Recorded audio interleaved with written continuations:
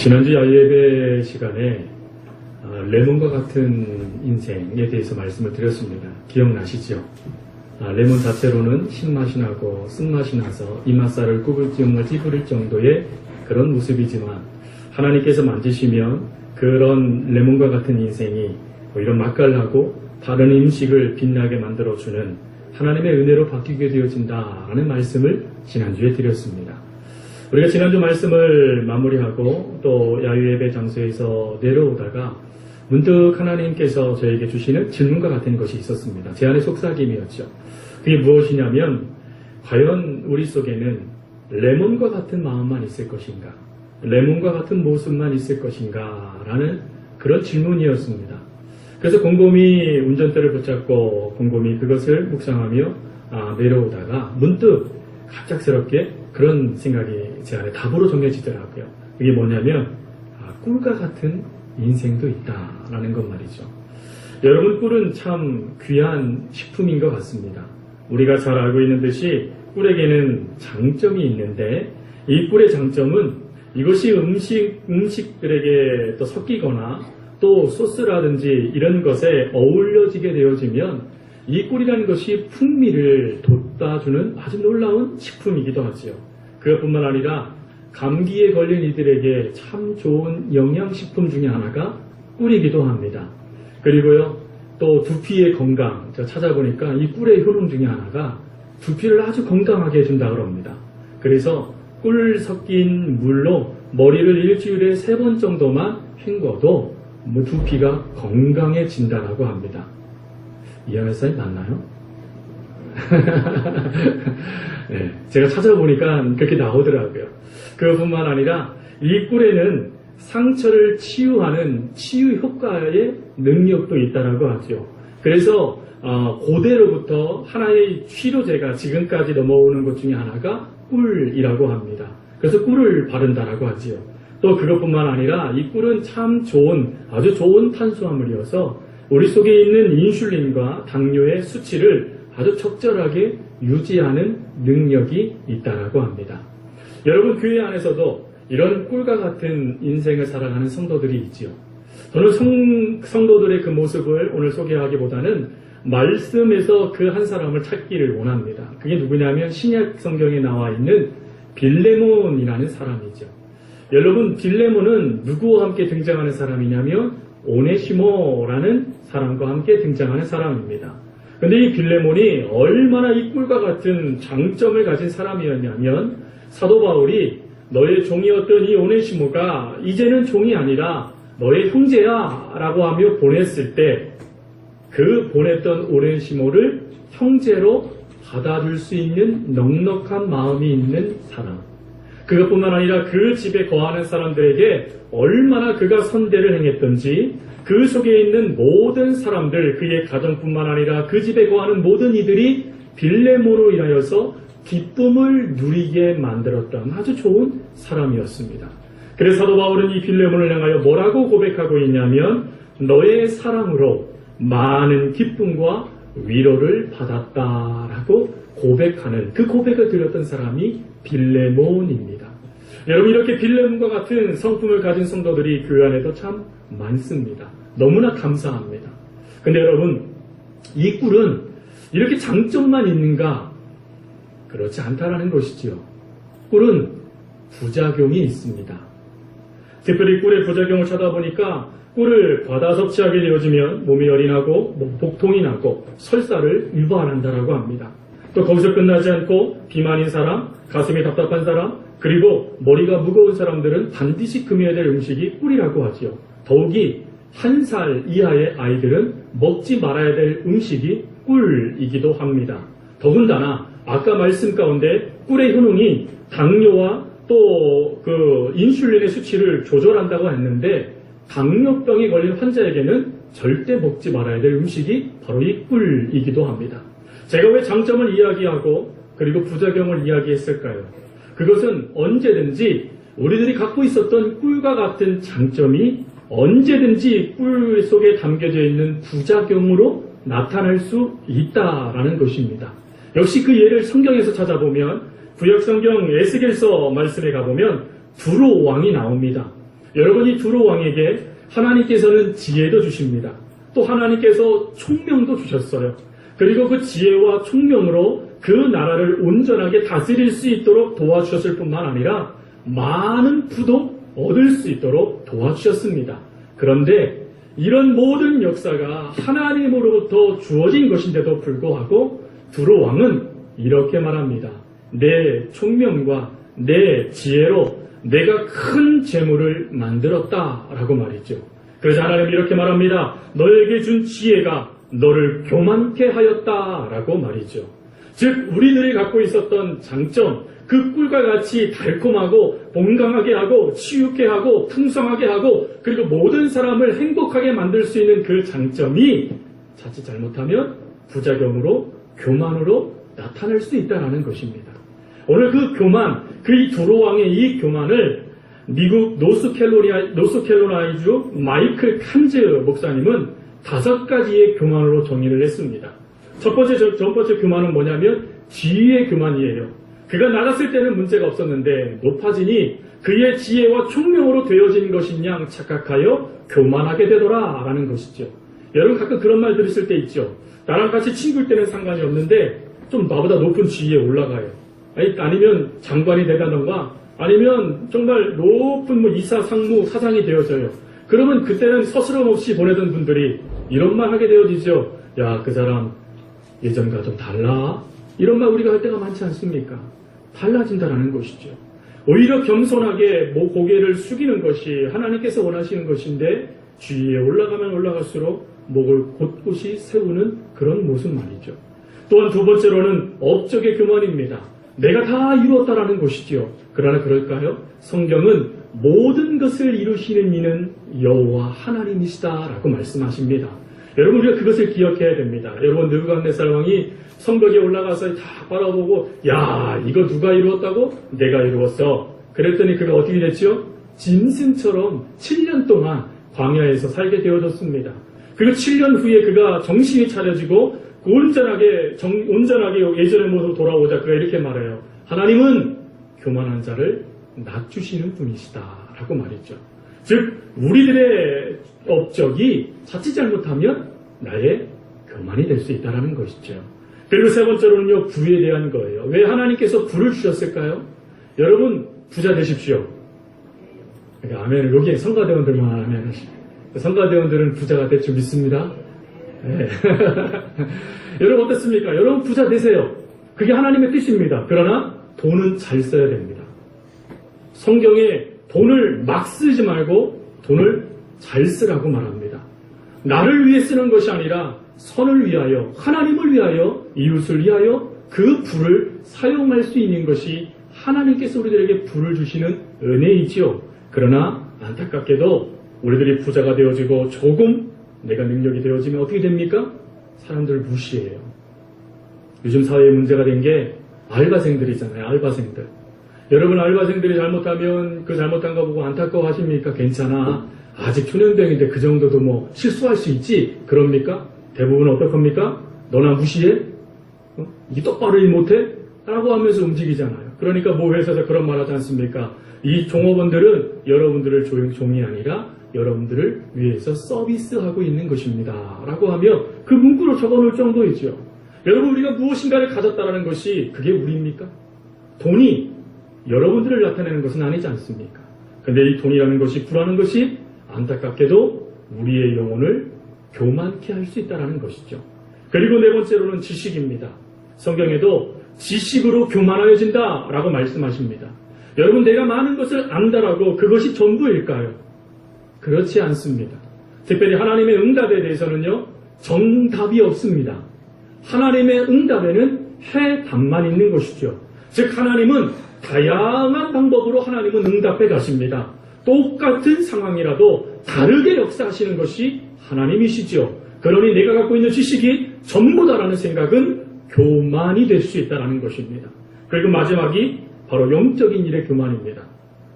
내가 40일 금식 기도했어. 예전에 진짜인지 모르겠습니다. 어느 목사님이 오셔서 설교를 하시는데 어느 분한테 명함을 받았대요. 근데 그 명함에 뭐라고 적혀있냐면 40일 금식 기도 2번 함 이렇게 적혀져 있었다는 거예요. 진짜인지 안 그런지 모르겠어요. 제가 안 봤으니까요. 듣기만 했어요. 근데 여러분 어떻습니까? 40일 금식하는 거 쉽습니까? 어렵습니까? 어렵습니다. 여러분 일주일 금식해 보셨습니까? 아니 금식 말고요. 금식 말이죠. 기도하면서 말씀 보며 금식해 보셨습니까? 전 해봤습니다. 2번 다시 안 합니다. 너무 힘들어요. 정말 이 하늘에 떠있는 모든 것이 다 음식으로 보여요. 너무 힘들더라고요. 그래서 어느 순간 금식이 궁식이 되어져 버려서 이거 내가 목적을 잃어버렸다. 그런 생각이 들어서 그때부터는 금식을 안 하는데 금식을 40일 한 거 귀해요. 성경을요 100번 통독한 것도 귀해요. 근데 그게 언제든지 내 자랑이 될 수 있다는 것입니다. 안타깝게도 우리들은 죄 많은 죄성을 갖고 있는 사람들이죠. 주님 우리 부르실 때까지 그 육체의 법과 성령의 법이 매일매일마다 싸워야 되는 사람들입니다. 그러다 보니 여러분 언제든지 교만해질 수 있다는 것이죠. 그럼 이런 교만이 우리에게 밀고 들어와서 내 장점을 부각시키는 것이 아니라 오히려 부작용을 만들지 않기 위하여 하나님께서 우리들에게 주시는 오늘 본문 말씀을 통하여 우리들에게 주신 은혜는 무엇일까요? 3가지의 은혜를 함께 나눕니다. 첫 번째로는 올바른 방향으로 나아가야 된다라는 것입니다. 여러분 오늘 본문에 12정탐꾼이 40일 동안 가나안 땅을 정탐합니다. 그리고 40일 동안 가나안 땅을 정탐하여 돌아온 이들의 의견 가운데 객관적인 의견이 한 줄 나옵니다. 그게 뭐냐면 말씀하신 대로 과연 그렇습니다 라는 객관적인 사실입니다. 근데 그 한 줄 외에는 나머지는 무엇입니까? 다 부정적인 보고가 쏟아져 나오고 있더라 라는 것입니다. 특별히 32장 32절 말씀에 보니까 뭐라고 되어져 있냐면 오늘 본문 32절 말씀에 그 정탐한 땅을 악평하여 이르되 라고 되어져 있습니다. 악평을 했대요. 근데 이 악평하다라는 이 단어가 히브리어로 다바라는 단어입니다. 이 다바라는 단어는 다바부라는 단어에서 왔는데 다바부라는 단어는 어떤 뜻이냐면 그것이 어떤 뜻이냐면 나쁜 소식을 전하다라는 뜻입니다. 근데 이게 다바로 바뀌니까 뭘로 바뀌어지냐면 중상모략하다. 그리고 또 다른 말로 모욕을 주다라는 뜻입니다. 즉 지금 이들의 생각이 하나님을 향하여 중상모략을 하고 하나님을 향하여 모욕을 주는 말로 이 10명이 똘똘 뭉쳤다라는 것이죠. 여러분 부정적인 것에는 능력이 큽니다. 사실 긍정적이고 좋은 일에는요 사람들이 잘 안 움직여요. 근데 부정적인 일에 한번 휩싸이면요 아주 날 무서운 성난 파도처럼 쉽게 무너지는 게 공동체이기도 하죠. 근데 이들의 영향력이 대단합니다. 이들이 이런 부정적인 말을 막 쏟아내니까 이제는 온 백성들이 절망합니다. 성경 말씀에 보니까 이들이 분을 내기 시작합니다. 원망하기 시작합니다. 그리고는 모세조차도 죽이고자 달려들 정도였습니다. 여러분 이럴 때 영적 지도자라면 이런 상황 가운데 어떠한 영향력을 미쳐야 되겠습니까? 갈렙은 오늘 본문에 이렇게 말합니다. 백성들 앞에 조용히 해라 라고 선포를 하고는 이렇게 말하죠. 우리가 곧 가서 그 땅을 취하자 능히 이룰 것이다 라고 말을 합니다. 즉 그들의 부정적인 관점을 다시금 하나님의 약속의 관점으로 옮기고 있는 것입니다. 그 일은 누가 해야 될 일이었습니까? 모세가 해야 될 일이었습니다. 근데 모세가 그 일들을 행하지 않아요. 다른 말로 타이밍을 놓쳐버립니다. 즉시 그 부정적인 말을 하는 그 수령들의 말을 잠잠게 하고 때로는 때리서라도 문제를 정지시키고 그리고 백성들에게 이렇게 말을 해야 됩니다. 여러분 기다리십시오. 내가 하나님께 여쭙겠습니다. 라고 말이죠. 그리고 민수기 9장 말씀처럼 하나님께 여쭈어서 하나님 주신 지혜를 가지고 그 상황을 타개해 나가야만 했습니다. 그러나 모세가 그러지 못합니다. 그 부정적인 상황 가운데 그대로 무너져 버렸다라는 것이지요. 그러나 우리가 좀 전에 살펴본 대로 여호수아와 갈렙은 다릅니다. 여호수아와 갈렙은 민수기 14장 6절 말씀을 통하여서 6절부터 나타난 말씀을 통하여 그가 이런 말을 합니다. 하나님께서 우리와 함께 하시고 하나님께서 그들을 우리에게 붙여주시고 그 땅을 하나님께서 정복해 주실 것이니 두려워 말고 나아가자 라고 하며 방향을 하나님께로 집중시키고 있더라 라는 것이지요. 사랑하는 성도 여러분, 얼마든지 우리의 삶에도 이 부정적인 영향들이 여러분들을 밀고 들어올 수 있습니다. 잘 되었을 때, 여러분들이 성공했을 때, 여러분들이 부강해지기 시작했을 때, 사람들에게 인정받고 시작했을 때, 사단은 여지없이 여러분들에게 부정적인 마음을 밀어넣을 수 있다는 것이죠. 여러분, 그럴 때 우리가 해야 될 방법은 무엇입니까?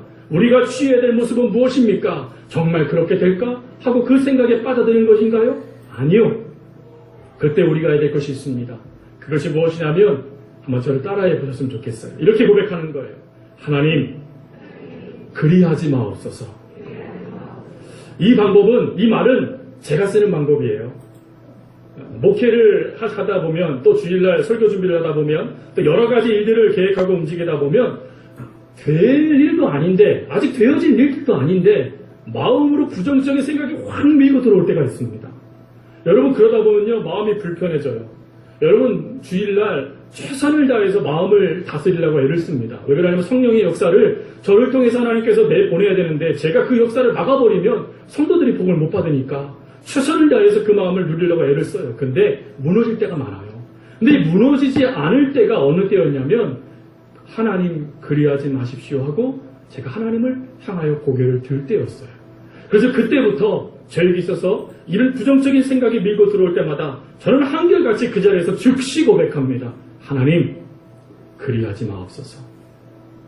여러분, 그 상황에 휘둘리지 않고 하나님을 붙잡은 그 순간에 하나님은 놀라우시더라고요.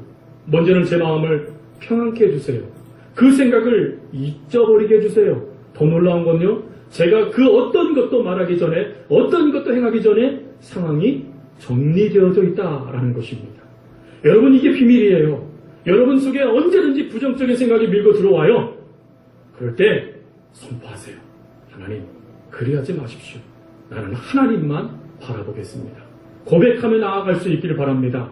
우리의 방향은 부정적인 것이 아니라 그 모든 것을 이루시는 하나님이십니다. 그걸 첫 번째 비결이에요. 그리고 두 번째로는 하나님의 은혜를 잊지 말아야 된다는 것입니다. 신명기 1장 37절부터 31절 말씀에 하나님이 이렇게 말씀하십니다. 너희보다 먼저 가시는 하나님 여호와께서 애굽에서 너희를 위하여 너희 목전에서 모든 일을 행하신 것 같이 이제도 너희를 위하여 싸우실 것이며, 광야에서 너희가 당하였거니와 사람이 자기 아들을 안는 것 같이 너희 하나님 여호와께서 너희가 걸어온 길에서 너희를 안으사 이곳까지 이르게 하셨느니라. 하나님이 어떻게 하셨다고요? 안아주셨다라는 거예요.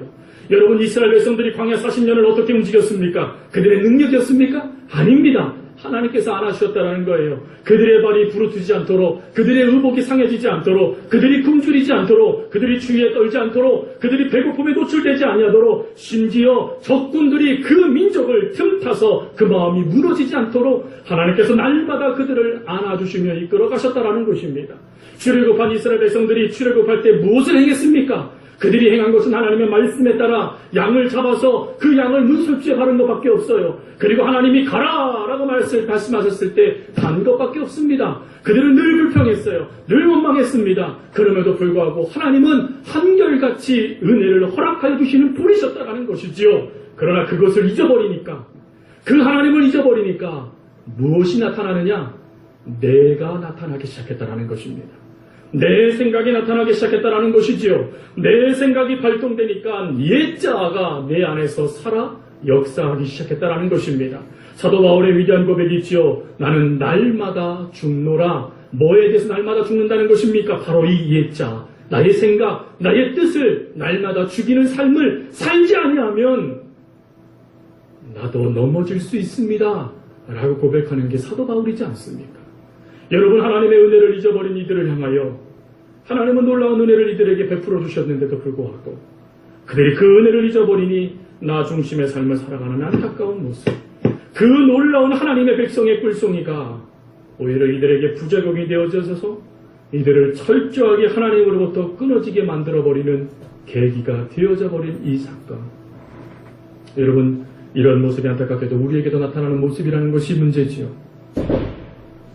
아일랜드의 작가 중에 여러분 잘 알고 있는 오스카 와일드가 있습니다. 이 오스카 와일드가 예수님을 만난 사람들이 그 다음 어떤 삶을 살아갈까에 대한 성경의 언급이 없기 때문에 그것을 이야기로 이렇게 쓴 책이 있습니다. 단편 소설입니다. 다는 소개시켜드릴 수 없고 그 중에 몇 사람들을 좀 소개시켜드리겠습니다. 첫 번째 사람은 어떤 사람에게 집중하냐면 예수님이 어느 날 알코올 중독자를 만나십니다. 그래서 이 알코올 중독자에게 말합니다. 너는 내가 누군지를 아니? 그러자 이 알코올 중독자가 이렇게 말합니다. 예, 주님, 나는 주님이 누군지를 압니다. 그때 이 알코올 중독자에게 주님이 말합니다. 너는 왜 이와 같은 모습으로 살아가느냐? 그러자 그 사람이 이렇게 말합니다. 예수님, 저는 절름발이었습니다. 주님께서 저를 고쳐주셔서 이렇게 걷게 되었는데 그때는 이럭저럭 살만 했는데 지금은 하는 일도 없고 아무도 나를 알아주지도 않고 나에게 어떤 것도 행해주지 않다 보니 내가 이렇게 타락하여 술만 의지하는 인생이 되었습니다. 라고 고백하더라는 것이죠. 또 예수님은 청년을 만나십니다. 청년에게 말합니다. 너는 내가 누군지를 아니? 그 청년가 말합니다. 예, 주님, 그때 죄에 있는 자가 먼저 돌로 치라 라고 말씀하셨을 때 구원받은 창녀 저 아닙니까? 라고 고백을 해요. 그때 주님이 말해요. 그런데 왜 이와 같은 삶으로 살아갔느냐? 그때 이 창녀가 이렇게 말을 했다고 합니다. 예수님, 외로워서요. 아무도 나를 거두떠보지 않아요. 아무도 나를 받아들일 사람이 없어요. 아무도 나를 사랑해주지 않아요. 그래서 힘들지만 다시 이 직업으로 돌아왔어요. 라고 고백하더라는 것이죠.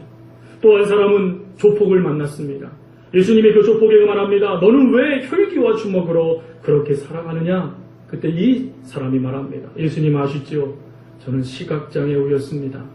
예수님께서 내 눈을 고쳐주셔서 제가 얼마나 감사했는지 모릅니다. 그런데 눈을 뜨고 보니까 안 입고 온 사람들이 너무 많았습니다.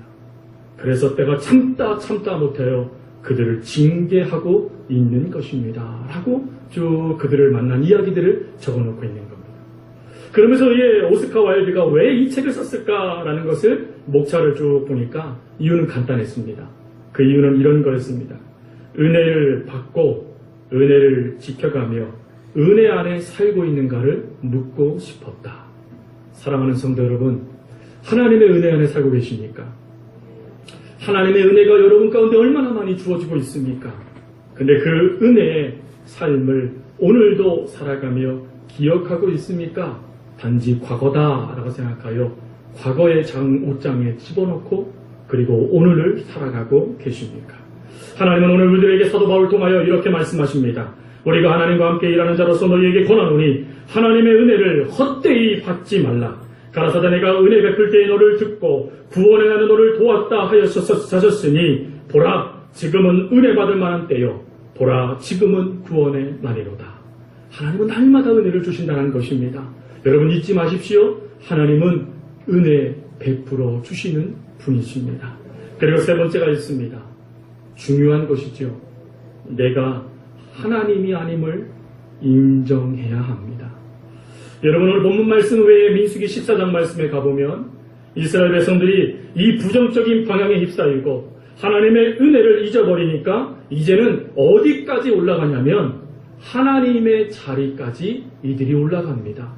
그래서 이들이 뭐라고 말하냐면 민수기 14장 4절 말씀에 보니까 이렇게 말합니다. 이에 서로 말하되 우리가 한 주의관을 세우고 애굽으로 돌아가자라고 말이죠. 여러분 애굽에서 출애굽시켜 주신 이는 누구십니까? 하나님이시죠. 모세를 리더로 세우신 이는 누구십니까? 하나님이십니다. 근데 지금 이들이 뭐라고 말합니까? 그 하나님, 이 모세, 이제는 우리가 필요 없다라고 말하고 있는 거예요. 이제는 다 필요 없고 우리가 원하는 대로 하자. 우리 뜻대로 행하자. 라고 지금 말하고 있는 것입니다. 사랑하는 성도 여러분, 역시 이 모습도 우리들에게 나타나죠. 여러분 우리는 하나님이 아닙니다. 기억하셔야 돼요. 우리는 하나님이 아니에요. 여러분 하나님이 하신 일을 마치 내가 한 것처럼 만들어버리면 안 된다라는 것입니다. 여러분 한 영혼이 예수님을 믿고 그 영혼이 하나님의 자녀가 되어지는 것이 내 능력입니까? 하나님의 역사이십니까? 하나님의 역사이죠. 내가 한 것이 아니에요. 하나님이 역사하시는 거예요. 성경 말씀에 성령이 역사하지 아니하시면 누가 예수를 믿을 수 있겠느냐라고 말씀하십니다. 즉 하나님께서 하실 일인데 그거를 내가 만약 한 것처럼 움직이는 연약한 모습들. 또 선교의 열매를 얻게 된 것, 또 수많은 역사를 이루게 된 것, 그리고 하나님의 역사 가운데 부흥되어지는 것, 교회가 하나님의 역사 세워지는 것, 이게 다 목사 탓입니까? 목사가 잘한 것이에요? 아니요. 하나님이 하신 것이죠. 그런데 우리는 언제든지 그렇지, 이 정도는 내가 한 거니까 이렇게 된 거야 라는 생각을 품을 수 있다는 것입니다. 그러나 믿음의 사람들을 우리가 주목해 보기 원합니다. 오늘 본문에 나와 있는 여호수아와 갈렙뿐만 아니라 사도행전 말씀에 보면 사도 바울과 바나바의 이야기를 드리기를 원합니다. 여러분, 바나바와 바울이 루스드라라는 지역에서 한 장애우를 고쳐주는 사건을 일으킵니다. 그 장애우를 고쳐주자 그 루스드라에 있는 사람들이 뭐라고 말합니까? 야, 이 사람이 제우스다. 야, 이 사람이 헤르메스다. 라고 하면서 자신들이 믿고 있던 신의 위치에 사도 바울과 바나바를 세웁니다. 여러분, 자칫 잘못하면 뭐가 되는 거죠? 우상이 되는 것입니다. 우상. 왜 제가 타이밍이 중요하다고 말씀드렸는지 아십니까? 그 순간에 영적으로 빠른 결단을 내려야 됩니다. 많은 사람들이 여러분의 박수를 치고 있으십니까? 그 순간에 넘어질 수 있습니다. 그 장점이 여러분들을 무너뜨리는 부작용의 결말이 될 수 있다는 것이죠. 그래서 사도 바울과 바나바가 옷을 찢으면서 이렇게 말합니다. 여러분, 나는 여러분과 같은 성정을 가진 사람입니다. 저는 신이 아닙니다. 내가 한 것이 아닙니다. 라고 말이죠. 그리고 여러분, 이 사건 이후로 사도 바울에는 한 가지 확실한 확증이 그에게 생겼습니다. 그게 뭐냐면 나된 것은 하나님의 은혜입니다. 이게 사도 바울의 고백의 전부가 됐다는 것입니다. 사도 바울만 바나바만 이랬을까요? 아니요. 베드로와 요한도 그랬습니다. 베드로와 요한이 하나님께 그들이 정해진 시간대로 기도하러 위해 성전에 올라가다가 나면서부터 안전병이 된 일을 봤습니다. 그 장애우를 봤어요. 그래서 그를 향하여 이렇게 말합니다. 내가 금과 은은 내가 얻거니와 내게 있는 나사렛 예수 그리스도의 이름으로 내게 명하노니 일어나 걸어라 라고 명령을 내려요. 그랬더니 여러분 어떡합니까? 그 사람이 즉시 일어납니다. 즉시 그 사람이 일어나니까 그 다음 말씀에 뭐라고 되어져 있냐면 사람들이 놀라워하며 베드로와 요한에게 주목하더라 라고 되어져 있습니다. 주목한다라는 게 무엇인 말입니까? 영광을 돌리더라 라는 것입니다. 그때 베드로와 요한이 어떤 고백을 합니까? 베드로가 이렇게 말합니다. 베드로가 이것을 보고 백성에게 말했습니다. 이스라엘 사람들이여, 왜 이 일을 이상하게 생각하십니까? 또 우리 자신의 능력과 경건으로 이 사람을 걷게 한 것처럼 왜 우리를 주목하십니까? 라고 말이죠. 무슨 말이죠? 이거 내가 한 것이 아니라는 거예요. 이 안진뱅이가 일어선 이것은 내가 한 것이 아니라 하나님께서 하신 것입니다. 하나님의 능력과 그 권능으로 되어진 일이니 나에게 주목하지 마십시오. 나에게 박수치지 마십시오. 나에게 영감을 말하지 마십시오. 이것은 하나님께서 이루신 것입니다. 한마디로 나는 하나님이 아닙니다. 라고 고백하고 있는 거예요.